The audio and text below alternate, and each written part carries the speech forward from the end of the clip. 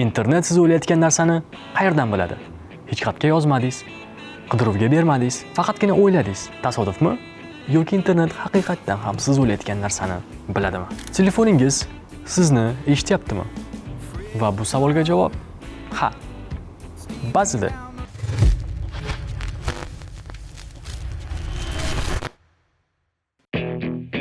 2019-yil Facebook'ning sobiq xodimi tan oldi.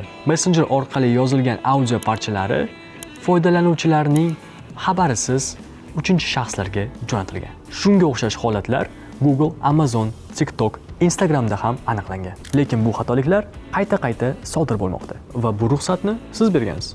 Ilovada mikrofon, kamera, lokatsiyaga kirishga ruxsat berasizmi deb so'ralgan va siz esa OK tugmasini o'qimasdan bosgansiz. Aslida esa ular sizni eshitmasdan ham hamma narsani siz haqingizda bilib olishadi. Siz har bitta harakatingiz bu signal.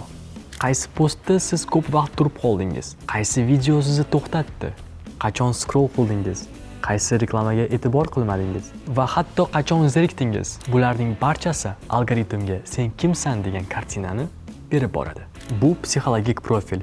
Sizni sun'iy ong yaratgan ikkinchi versiyangiz. TikTok bu sohada chempion. U faqat ko'rganingizni emas, qachon ko'z qisganingizni ham biladi. Keyingi safar esa u sizni shunga o'xshash videolar bilan ko'mib tashlaydi va bularning barchasi bir og'iz so'zsiz. Bu kuzatuv qonuniy ruxsat bilan. Keling, Google haqida gaplashamiz. Google bu sizning ichki ovozingiz. Siz o'ylagan, lekin og'zingizdan chiqmagan narsalarni hammasini biladi. Yolg'izlikdan qanday qutulish mumkin? Men o'zimni sevmayapman. Men charchadim. Bu so'zlarni siz hech kimga aytmagansiz. Lekin Google'ga yozgansiz.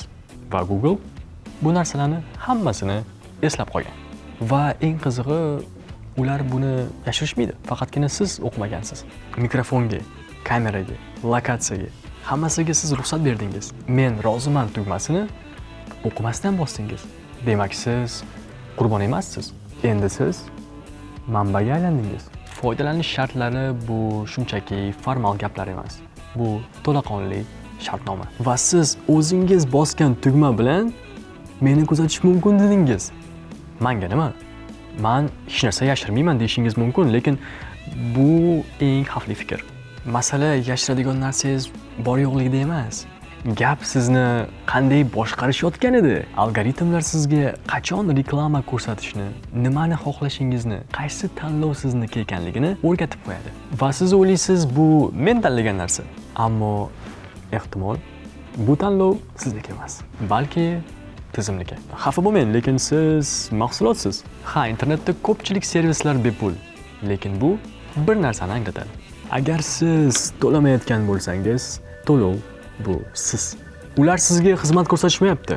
Ular sizni tahlil qilishyapti. Sizga reklama, video va turli rasmlarga chalg'itib, sizni shaxsiy ma'lumotlaringizni sotishyapti. Endi nima qilish mumkin degan savol tug'ilishi mumkin sizlarda. Internetdan foydalanmayladimi? Lekin shaxsiy ma'lumotlaringizga e'tiborliroq bo'lishingizni so'raymiz. Mikrofon ruxsatlarini ko'rib chiqing. Foydalanmaydigan ilovalarni o'chiring. VPN ishlating va eng asosiysi har bir harakatlaringizni o'ylab qiling. Va bu faqat boshlanishi. Keyingi videoda agar internet bir kunga o'chib qolsa, nima bo'lishi haqida gaplashamiz. Sizlar bilan Otabek. Ushbu video haqida izohlaringizni qoldirishni unutmang. Like va podpiska bilan bizni qo'llab-quvvatlang. Yodingizdan chiqmasin. Internet sizga xizmat qiladimi yoki siz unga?